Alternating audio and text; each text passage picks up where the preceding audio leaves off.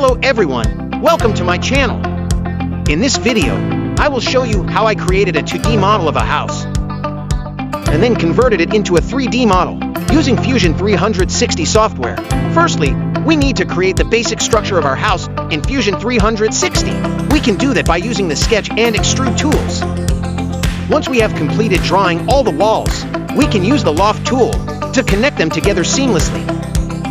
Next up is adding some details like windows, doors, and other features. This part requires more precision, as these elements are important for functionality in real-life situations. After completing all necessary components of your design, you should be able to see how everything fits together nicely within its boundaries. Now let us move on to creating our 3D model.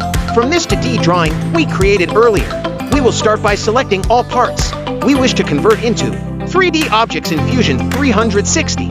Then select Convert Sketch to Model under Modify tab, or press Ctrl+C shortcut key. Once selected, click OK button, which will convert selected sketches into models, with default settings applied automatically. Next step involves adding thicknesses or depths onto each object created earlier, depending upon its purpose or function within our design scheme. For example, walls should always have depth, while windows may require no depth, as they serve different purposes altogether. Once done adjusting dimensions accordingly, select Apply Changes under Modify tab again, which applies changes made previously without affecting other parts present within scene, unless specified otherwise beforehand.